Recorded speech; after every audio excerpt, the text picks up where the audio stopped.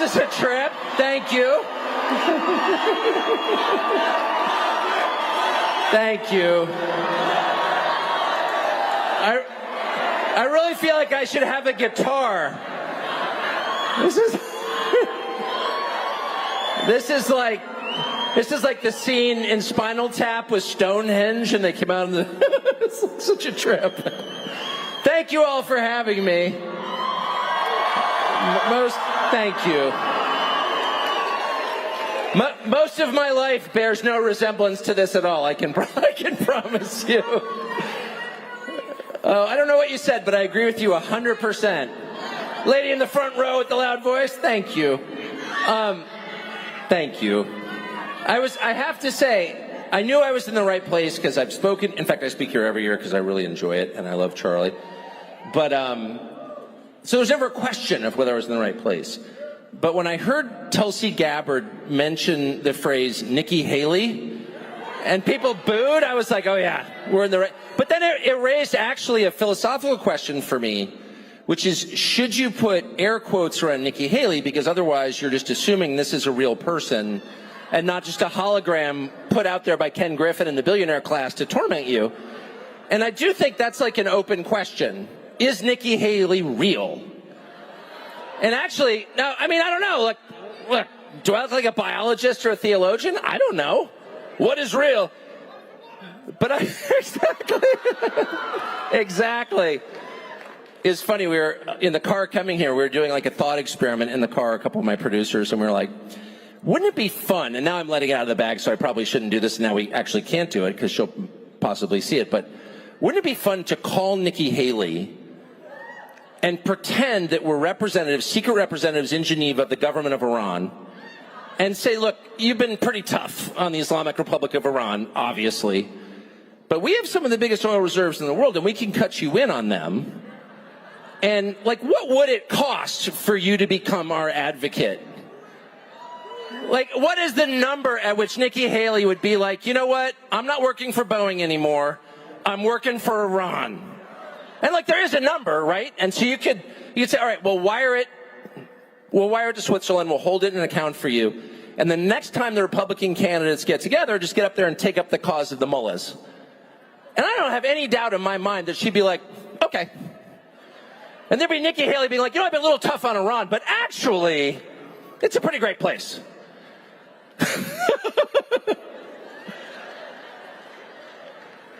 And I think of that every time the Hunter Biden story comes up. Of course, I love the Hunter Biden story. We were early on that. And it just has everything. You know, it's got the audio visuals. It's got the intrigue. It's just got a lot of flamboyant components that I, as an inherent drama queen, just absolutely love. The teeth picture, just like the whole thing, I love it.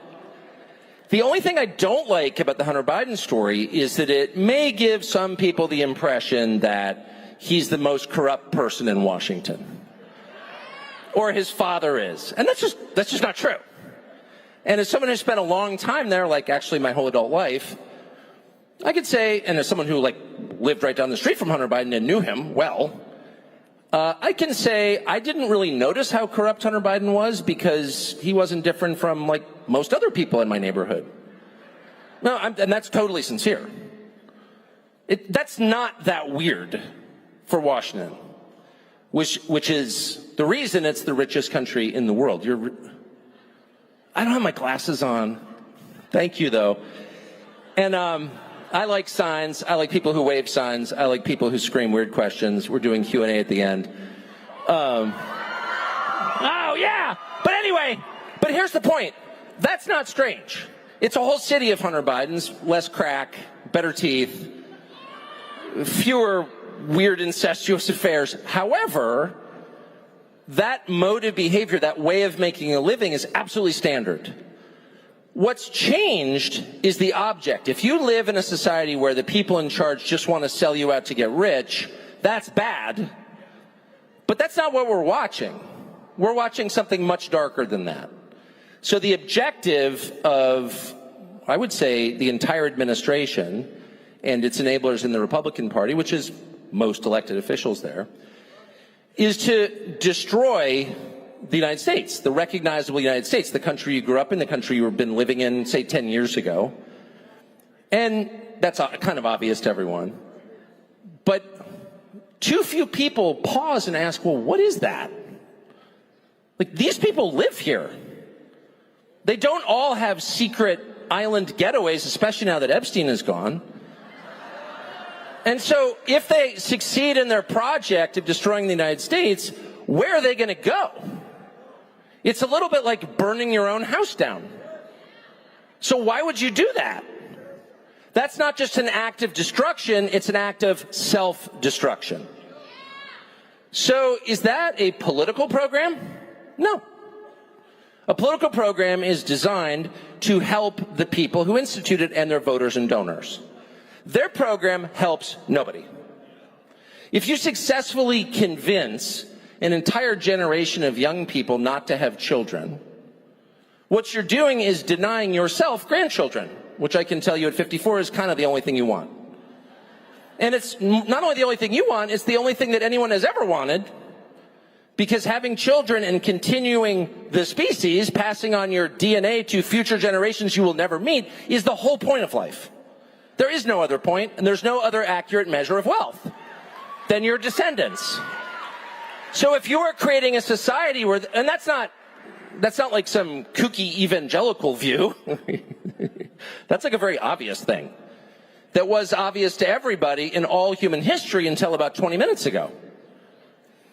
So if you're doing that to your own country and your own children, and they are, and I know because I lived among them, their children aren't doing great at all. They may be rich, but they're totally screwed up. And they're totally loaded up with benzos and SSRIs and addled by porn, and they're as stupid and aimless and doomed as anyone else's children. And probably a higher percentage of them are trans or non-binary or two-spirit or whatever, which is to say doomed to a life of barren unhappiness. So what is that? And what it is evil. That's what that is.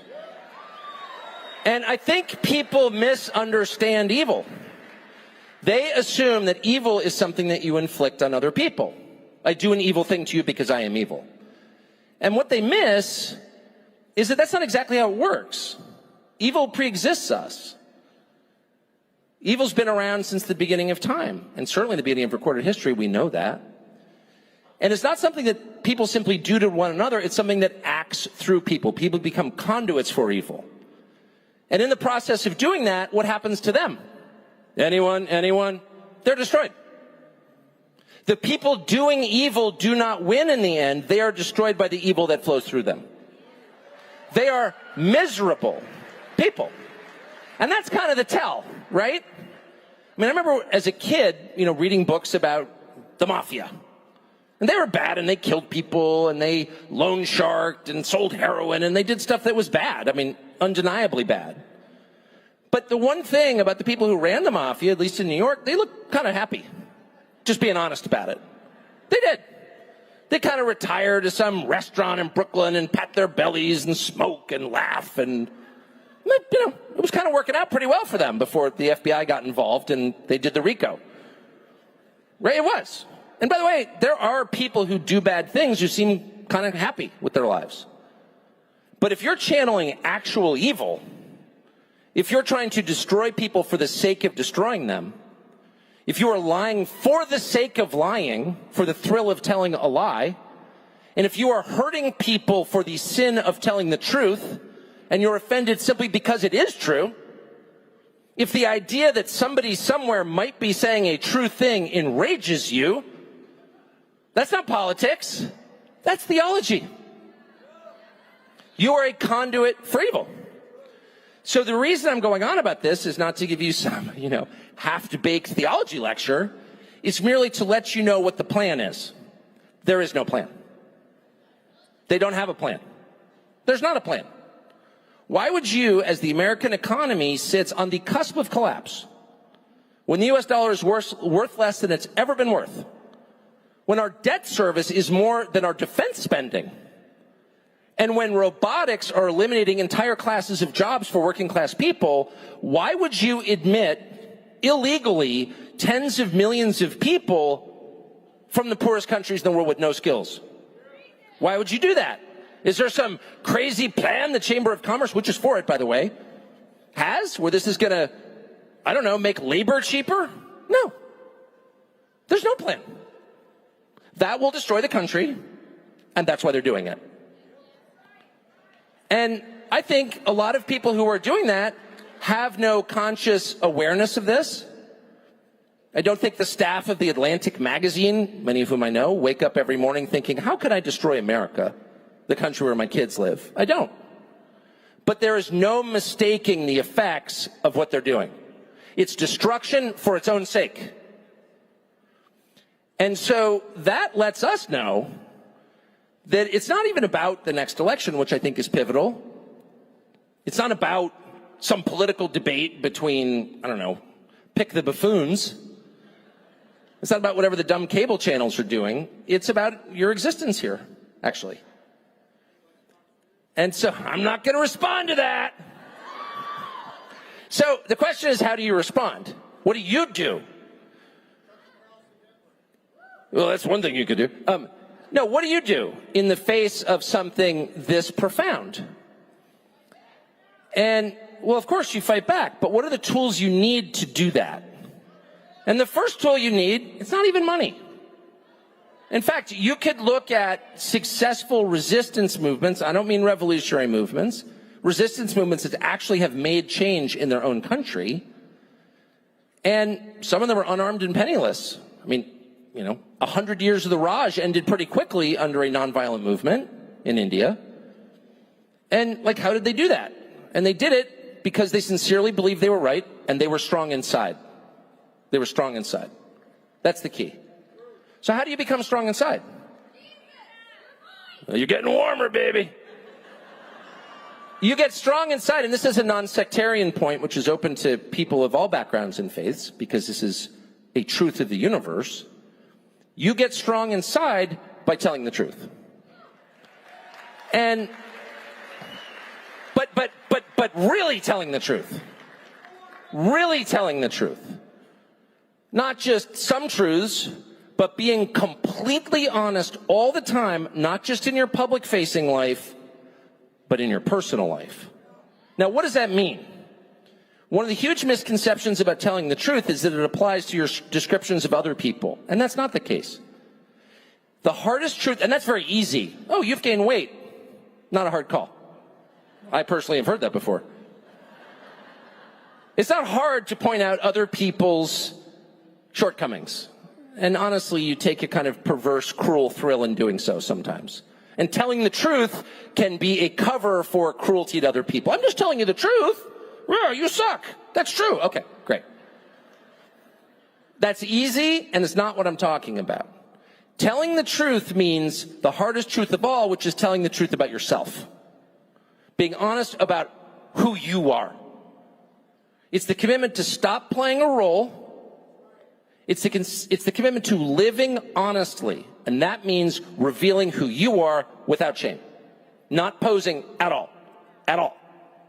About you. And you will find, if you attempt this, the first thing you'll find is how unbelievably dishonest you are. I tried this. It's sort of like a low-carb diet. It sounds easy, then you realize, actually, I really love Reese's. I just do. I'm sorry. And you didn't really know how much you loved Reese's until you went keto, and then you're like, all I care about is Reese's. And then you realize, you really are kind of disgusting. And telling the truth is the same project. If you wake up and you're like, I'm just going to, in every statement I make, in every word that my lips form, I'm going to be honest, particularly about myself. When I make a mistake, I'm going to admit it. When I describe something, I will not exaggerate, not even a little. I'm going to tell the full truth. And there are some things I don't express. Because telling the truth does not obligate you to unload the contents of your brain on anyone else. And there are some things that are ugly and probably best kept inside your own head. Because freedom is impossible without privacy. So you can maintain privacy within your skull. That's okay. But the words your lips form should be utterly true all the time. And if you do that, You will find swelling in your breast a power of unknown origin, but still unmistakably a power, a strength. You become stronger. More than if you ran the Iron Man. You will find yourself empowered in the truest sense. You will find that a force moves through you. And other people can feel it. It comes off you in waves like a jet engine on a hot day. You can see the weird distortions in the sky. And they will back off. It intimidates people. It scares people if they know that you're strong inside. It doesn't mean, you have to be huge or ripped or whatever, drinking that weird protein powder that all the kids drink. Not that I'm against it. I don't know what it is, but anyway. Check the ingredients on that, by the way. It's the parts of animals you're not supposed to eat. That's just a guess. Anyway.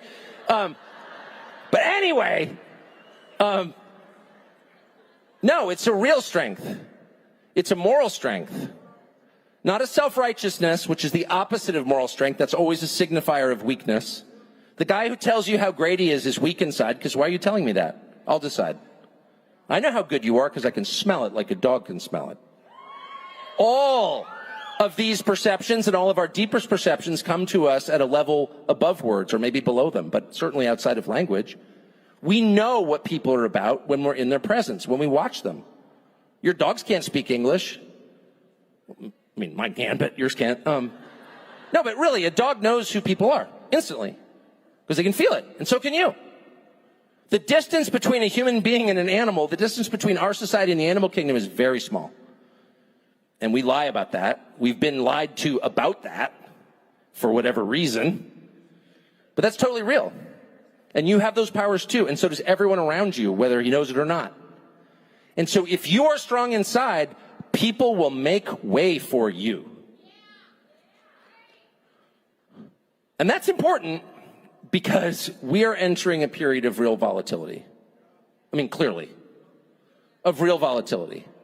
And I'm not a parent. I mean, I should just say at the outset, as I noted, I'm 54. I grew up in Southern California back when that was literally the greatest place on earth. You felt deep sympathy and sadness for anyone who didn't live there, for the billions of people who didn't live in Southern California. And there were a lot of people who didn't live in Southern California, and we had a moment of silence for them because it was so great. So I am not a person who looks for apocalypse on the horizon. I always think it's going to be 74 and sunny, just my nature and my upbringing. Go 74 and sunny. You're from Newport Beach. Okay, I got it. Anyway, but the evidence unmistakably shows an acceleration in whatever this dark force is in this country, whose only impulse is to destroy. Not to improve or create, but to destroy. And it's all around us. And the only way to stop it is with that moral strength I described. Guns won't stop it. They have more than we do. That's just true. And they're happy to use them. They're happy to use them. And when I hear Senator Dick Durbin, who might be the most evil member of the Senate, and it's quite a tight race for that title, when I hear Senator Dick Durbin say, maybe we should take some of the tens of millions of foreigners who've arrived, all of whom seem to be about 23 and in great shape, and hand them automatic weapons in our military and give them badges and guns in our police departments, I'm wondering, what exactly is that? Oh, you're assembling an army against your own people. That's what you're doing. That's exactly what they're doing. And you know that that's what they're doing. So, whatever, there are hard times ahead. And you can't beat them with force of arms. You can only beat them with the truth, by showing up and standing immobile in the face of their lies and not fearing them. And there's far too little of this going on. And I felt it today as they announced they're going to tear down the monument commemorating the peace between North and South in the Civil War. What is that? And I thought, and this is at Arlington National Cemetery in Arlington, Virginia, right across the bridge from Washington, D.C. And I read that news and it was stayed by a judge, thank heaven. But no one showed up to protest it. And I thought, where are the veterans? Where are the descendants of Civil War veterans like me? Like many people in this crowd who had ancestors who fought in that war on both sides. They were all Americans. To stand in front of that monument and say, it's not yours to destroy. That's my history. This is my country. I was born here, and you may not do that.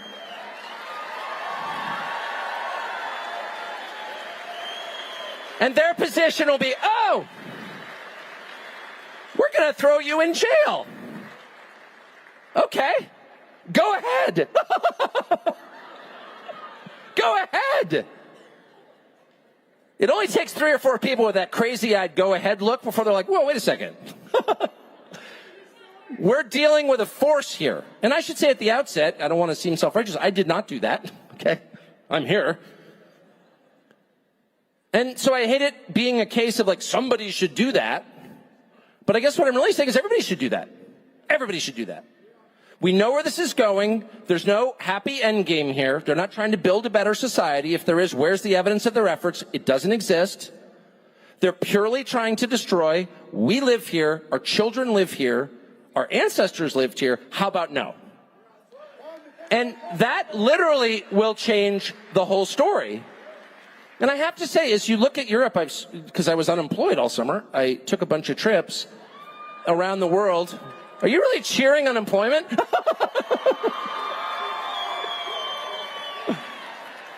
Well, I was. And I thought, I can't fish all summer and bird season's not till October, so I got to get on the road. So I went and visited all these countries and a bunch in Europe. And one thing I noticed was when they have some, political turmoil in France, for example, that affects the farmers, or the Netherlands, the farmers just kind of show up with their tractors. Or they do. They just change the government. They're in the process of changing the government in Holland because people got out and said no. And I thought, well, wait a second. I'm old enough to remember when everyone on my side denounced the French as surrender monkeys and, the French are weak. And really? No one's doing that here, I notice. And is it a question of our ability to do it? Is the police state in the United States so powerful that people don't dare to do it? Possibly. It is powerful, that's for sure. We live in a police state, obviously. But it's probably more than that. And I think what it really is that most Americans don't understand the terms. We've never had political volatility here at this scale, ever. Things have been absolutely fine since, Appomattox in 1865. We've had ups and downs, the Vietnam War and Occupy Wall Street and all this stuff, but there hasn't been a moment where 100 million people felt like, wow, they could put me in jail. And we're in that moment now. So it's time to recalibrate what we're looking at. Or else the humiliation rituals will continue, and if they continue unabated, how does that end? Ask yourself, honestly, how does that end? If they're treating you like you're subhuman, what are their plans for you? If they won't let you say what you think, they don't consider you human. Period. Free speech is not some abstract concept. Free speech is what delineates a free man from a slave. The slave has to shut up and do what he's told. His opinion is not welcome. A free man, a citizen, can by definition express what he thinks. And there's nothing anyone in authority can do about it ever.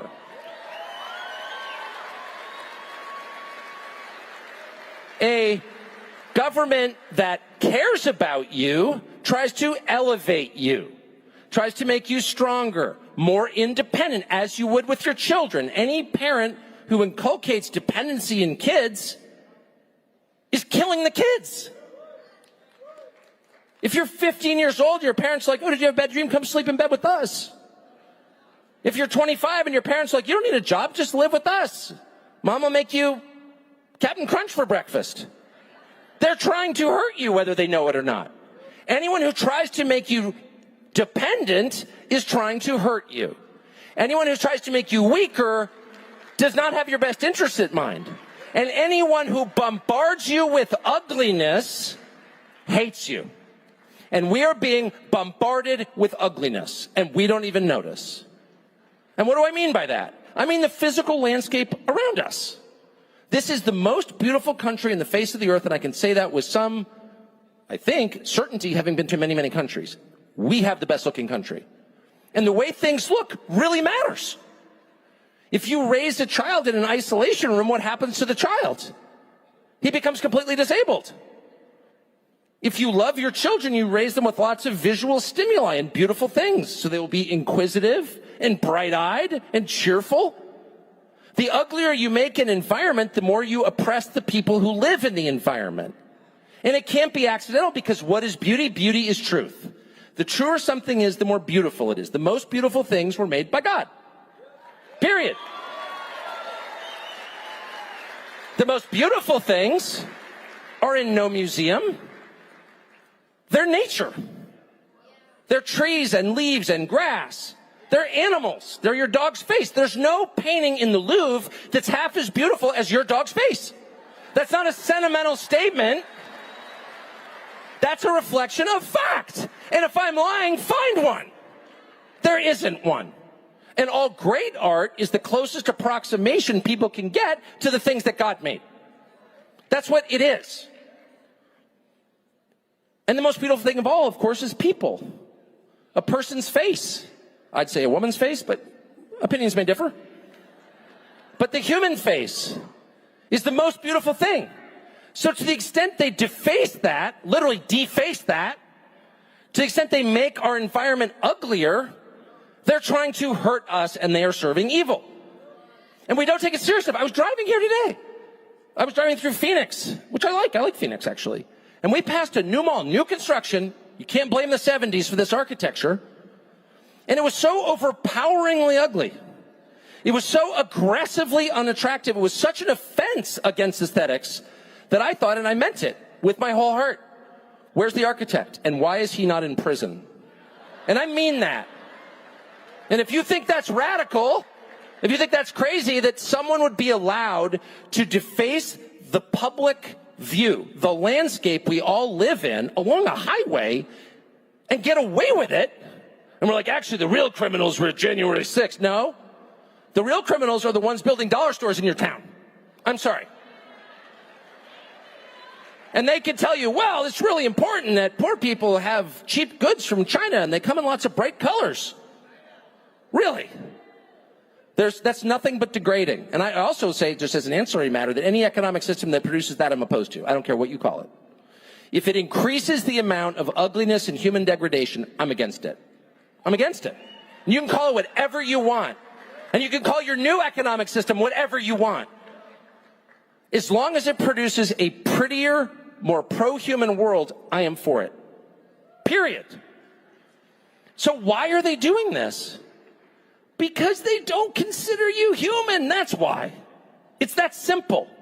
You would never treat a fellow human being the way they are treating you. And the last thing I'll say, which I've been thinking about a lot, and this is kind of inchoate, so pardon me if I don't explain it correctly, but I do think we're looking at a very different worldview from the one that we assumed we were looking at. This is not a Western worldview. The goal is to overthrow Western civilization. What is Western civilization? Anyone Wikipedia that recently? It's Christian civilization. That's what it is. And by the way, if I can just say, as a nod to my fairly ecumenical beliefs, you don't have to be a Christian to live in that civilization, to love it, to uphold it, to benefit from it. But we should not lie about where the civilization comes from, because it's based on the precepts of a very specific religion. That's called Christianity.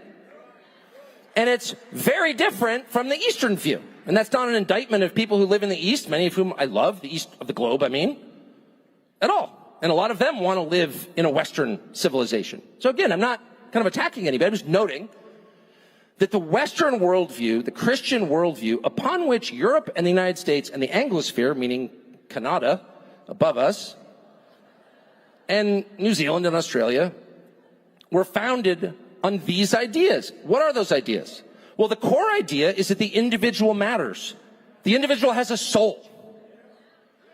And that's one of the reasons that in Western wars, even in the First and Second World Wars, which were atrocities, and killed more people than anywhere ever, the amount of intentional war crimes was actually, on most sides, certainly on the American side, pretty low for a war. And the way that those civilizations were organized was always around the individual. Maybe you had a king and he was in charge, but it didn't mean he could treat you as a subhuman. He had to have a reason to do that. But above all, it meant that we punished the individual for the things that the individual did, and not for things other people did. Collective punishment is a foreign concept in Western civilization because it's a foreign concept of Christianity. Christianity and the West are open to everybody. They're non-sectarian. And it's not passed on by your blood. It's a choice that you make. And that's the best thing about America. And it's why, as much as I think our current immigration disaster will destroy our country, I will never stop feeling a lot of warmth for immigrants who love America more than a lot of Americans do. I love those people, and I mean it. Wherever they're from, and that's a sincere feeling. It's amazing. In fact, you've had a lot of people out here, and some of them weren't born in this country, and they're the most articulate defenders of our system. But the core of our system is that it revolves around the individual, because the individual has a soul. He is not just part of a group. He's not a faceless head in the crowd. He's a human being because God created him. Our leaders don't feel that way. Our leaders group us into large groupings. You're black, you're white, the dreaded white, you're Hispanic, Asian, trans, gay, straight, whatever. These aren't individuals. These communities. No woman ever gave birth to a community. These aren't real. Yeah, she may have. Don't bait me into a mean joke. These are categories that by their nature dehumanize us and deny the primacy of the human soul. So there is no history of collective punishment in the United States. Where is there? Well, in the East, in Russia, in China, in North Korea, where it's to this day considered normal to arrest the person for the thought crime and then to arrest his children and parents, because they're all in the same family, so they're punished as a group. That concept cannot exist here, and if it does, we are not America. You are responsible for what you did, not for what your parents did, no matter what they look like, no matter what class they belong to. We don't have kulaks here. People throw in the term kulak. What was a kulak? Well, it was someone in the bourgeoisie, usually agricultural, farmers with more than 2 cows, okay?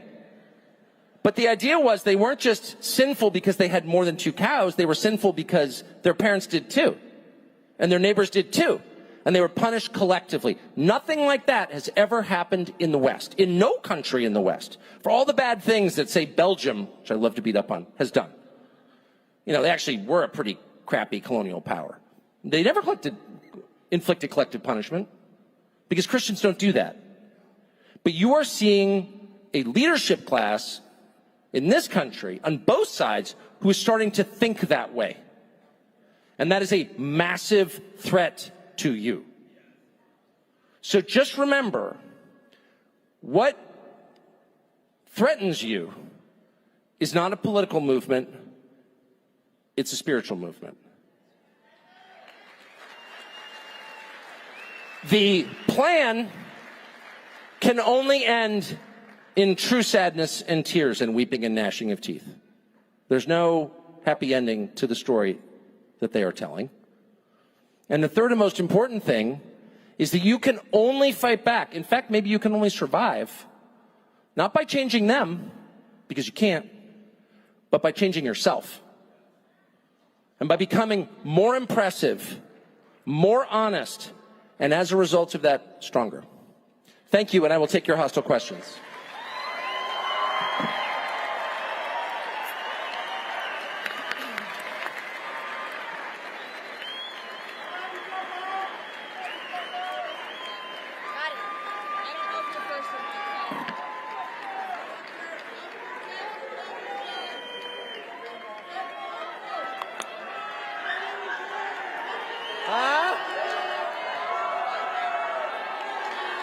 All right, does someone have a question?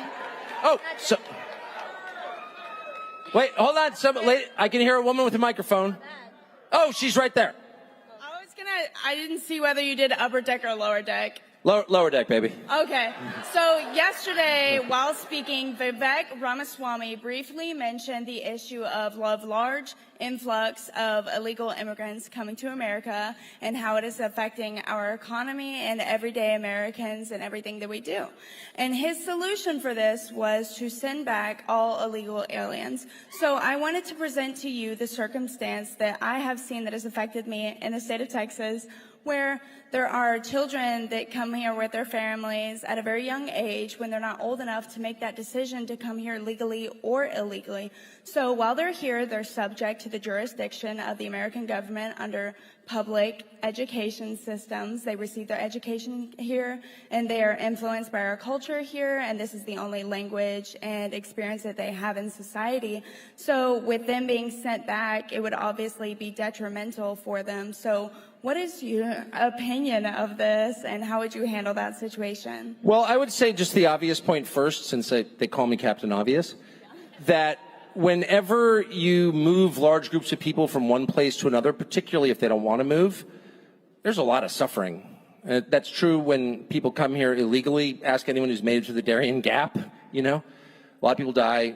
Most women are raped. I mean, the whole thing's a disaster. Mass movements of people are bad, okay, in general. So there's that. If you did that, you would cause some suffering. No doubt. It's gone on too long. On the other hand, I don't really see how we have a choice. Because how can you say you're a nation of laws if people from other countries don't have to obey your laws? And you really can't. And I really don't know what to say. I mean, if I break the law, or if you break the law, especially now that they found out you came here, you know, you're going to be held to that standard ruthlessly. I mean, I have a friend, Peter Navarro, is about to go to prison for not responding to a subpoena from Liz Cheney and her fake committee. Hunter Biden does, it's like totally cool. It's Hunter Biden is cool. So like, yes, if you want to restore the country to where it needs to be, which is a fair country, fairness is the goal, okay, fairness, which means universal principles universally applied, then you have to be serious about your laws and probably need like far fewer laws. We could probably get rid of 99% of laws. I've got a lot of kids. I don't have a lot of laws in my house. You know, can't smoke weed at the dinner table or whatever, you know, like the obvious ones. I don't need a law for that. So, but anyway, the point is, you degrade your country and its justice system when you allow tens of millions of people to break the law without punishment, okay? The second thing I just know from traveling a lot is that I'm not sure how it helps any country to have its most ambitious people leave. And the funny thing, if I can just say, about American liberals is they're so convinced that their system is superior, they're like, well, you know, of course, anyone living here in some depressing suburb of Houston on food stamps has a much better life than someone in El Salvador. Well, actually, I've been in El Salvador a lot. It's pretty great. And I'm not convinced it's the worst place to raise your kids right now, to be honest. But more to the point, how is that compassionate? Syria had a civil war, and like almost every single doctor in Syria left and went to the West. Oh, a new life for the doctors. Well, what about people who still live in Syria? They don't have any doctors. And if you talk to anyone who runs one of these so-called third world countries, some of which are pretty nice, I got to be honest, they're a lot better than downtown LA. We're always like, oh, it's so third world. Really? They have none of that in El Salvador. None. There's no one on the street. They have families. Like, it's embarrassing to have your relatives beg. They have no murders. Like, the third world is not, I mean, everyone should visit, just to, like, give you a little bit of perspective on, say, Baltimore. But if you talk to people who run these countries, they're like, all the people with the most ambition take off. Like, that's terrible for us. We're losing a whole generation. The brain drain is real. And so, like, why doesn't, you know, if, I think most immigrants now are not from Latin America. They're mostly coming from Africa and the Middle East, some from Asia. But I don't know how that helps Liberia, or more likely Nigeria, for everyone to come here. It definitely doesn't help us at all. And there's no justification for it economically at all. And by the way, this country is so big and so spread out that most people have no idea what's going on in it. But I would just, I honestly, if you have a free day, drive 500 miles in one direction, stay in a motel, and drive back. And tell me what you see. Is that the country you remember? There's garbage on the side of the road. There are people living in the bathroom at the hotel? Really? It's scary? Like, how did that happen? And how did we know it was, why didn't we know it was happening? So I just think we're in an actual crisis. I think if we deported a single person, it would be sad for that person, probably. But we don't have a choice. Yeah, Nikki Haley. No, Nikki Haley isn't real, as I told you at the outset. She literally isn't real. You've never seen her walk by a mirror. The whole thing's a hologram designed by Republican donors. By the way, the marvelous thing about Nikki Haley is she gets so much attention on television. I don't have one, but apparently she's on television like every commercial break. When we come back, Nikki Haley. And like, there's not like 27 Republican primary voters who aren't billionaires who support her program. It's insane. She's running on things that are completely irrelevant to Republican primary voters. Just look at the polling. And yet she persists. You don't want to live in a society where every politician has to have a personal billionaire backing his campaign. where every cultural movement has to, because what is that? That's an oligarchy. And do you want to live in one? That's Russia, right? Russia, it's an oligarchy. Okay. They don't have freedom of the press. Yes, sir. Hi, I'm Jaden Rodriguez, more commonly known as the Gadsden Flat Kid. You need to say it again, okay? And I wanted to ask you again some few questions. Hit me, Would you baby. ever consider doing like kids programming? And if so, would you hire me? Absolutely, but you'd have to be our CFO. Okay. And also, would you consider being vice president for Trump? It's funny you ask.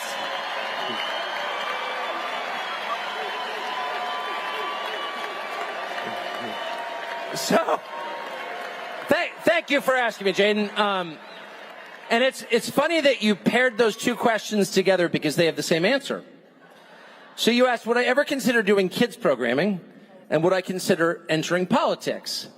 And there's a phrase in Western Maine that I just love. I don't know nothing about that stuff. That's the phrase. And I feel that way. I feel like there's this weird temptation for people when they like do something for, I mean, I've done the same job literally for 32 years. So, you know, and you get good at something if you do it enough. You know what I mean? That's why you want to go to the knee doctor who does it 8 times a day. And if you get to middle age and you're like, oh, I've been, relatively successful in my own stupid field.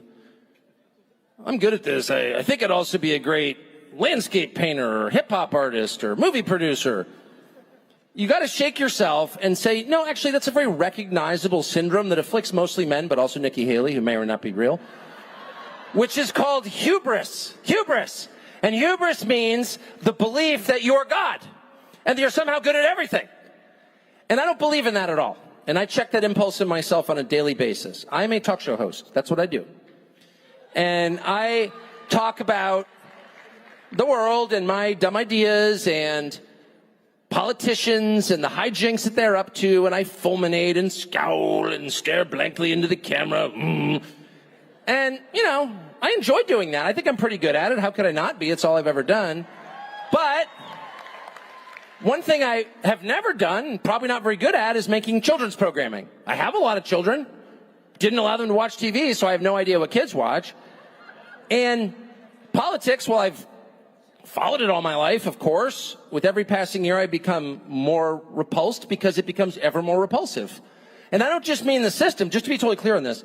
I don't just mean the system of politics. I mean the actual people who participate in it because I know them personally. And with real exceptions. I mean, I have a couple friends in politics, amazingly. But in general, I think they're probably the worst people in our society, and there's got to be a name for this. A country of great people run by the worst people. It also describes the U.S. military. The best people led by the worst. And I don't think I could be around that. I mean, I think it's absolutely important, maybe like historically important for Trump not to be stopped by this totally immoral, country-changing political vendetta. You cannot use the Justice Department to knock the front runner out of the race on fake charges, period. And if you allow that, you're done. Okay, so there's that. And you also can't allow a political party to choose a senile guy to, quote, run your country when every single person knows he's not running the country because he's senile. And no one's allowed to say so because it's mean. Stop. So I do think that's super important. It's just impossible to imagine myself ever getting involved in something like that. And not because I'm afraid, because I'm not afraid at all. I don't really care what happens to me. And I mean that. But because how would I be good at that? Do you know what I mean? I don't think I would. And I just can't imagine myself at a fundraiser or something and somebody like, well, actually, Zelensky's a lot like Churchill.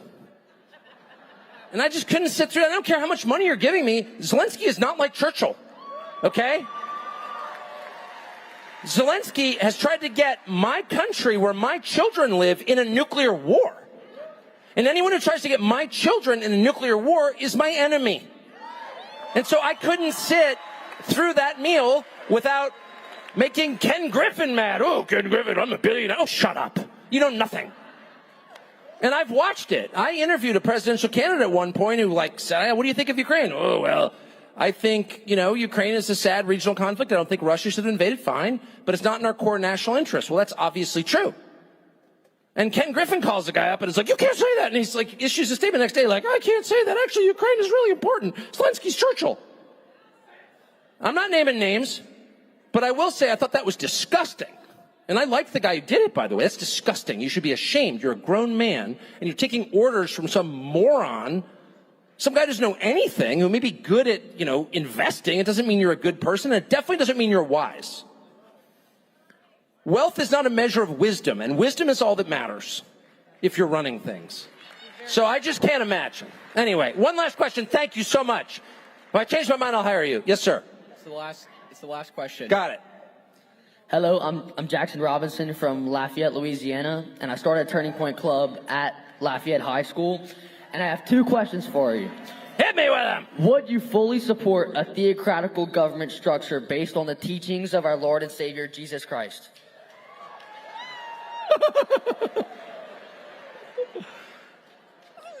Of course, I have no idea what that means. So I don't know. I would say that, don't even get me going. I left the church that I grew up in over this question. Christianity has to stand distinct from politics. Because when Christianity mingles with politics, Christianity dies. And I've seen it. And watching these churches, many of which I support because, spoiler alert, I'm a Christian, start pushing the vax at the demand of the CDC and others, and the propaganda campaigns that individual churches, conservative evangelical churches, inflicted on their parishioners, telling them that Jesus would want them to take this vax, which was not tested longitudinally. I was so offended that I left. And I'm not attacking those churches. I'm sure they're nice people, and I think they're sincere believers. But the point is, when you mingle with people who are corrupt, unless you overwhelm them with the truth, if you're even a little bit impressed by their earthly power, even a little bit impressed, you'll be corrupted. And I've seen that happen. It happened to Russell Moore. Runs Christianity, totally corrupted by politics, completely corrupted. And his impulses are political impulses. They're not Christian impulses. And he's constantly thinking, well, will I offend this or that person in power? And if you think, even for a second, about what your witness, who will be offended by it, you're way off track. You're serving the wrong leader. And so I'm very concerned with any intersection. And I will say, finally, just having traveled a lot, that the death of Christianity in Europe, which is one of the biggest things ever to happen, it was a Christian continent, and that's only true in Eastern Europe now. In Western Europe, it's totally atheist, or full pagan. That happened in part because the church was an organ of the state, and people really came to hate the church as a result of that. And that makes me sad, because I like the church. I like churches. I like religious people. I also, to be totally honest, even though I don't share their faith, I kind of like religious people of a lot of different faiths. And when I saw the Hasids in Brooklyn during COVID, and they're like, we're going to our weddings because that's what we do. And they didn't want to fight with the government, but they're like, no, we're going to our weddings. I know you have your little pandemic or whatever, but we're still going to our weddings because we're Orthodox and that's what we do. I was like, you go Hasids. Do you know what I mean? Faith gives you strength. That's not my faith. I don't agree with that faith, but I respect them because they do believe their faith. And that's how I feel. So I would just be, I think our country, the last thing I'll say is, I do think that countries like people suffer consequences for immorality. And if your country celebrates it, if it elevates abortion as a positive good, a means of freedom, it's just child sacrifice. That's exactly what that is. And mutilating children, discarding children, promoting prostitution, selling people's bodies? What? I think you suffer consequences. I think there's a lot of evidence that you do. And again, I'm not a theologian. Don't ask me if the end times, I have no idea. But that is a very dangerous thing to do, and we are doing it. And so is theocracy the answer? I don't know what that means, but I don't want the government anywhere near my church, and I mean it. Thank you. I gotta go back, but I love it.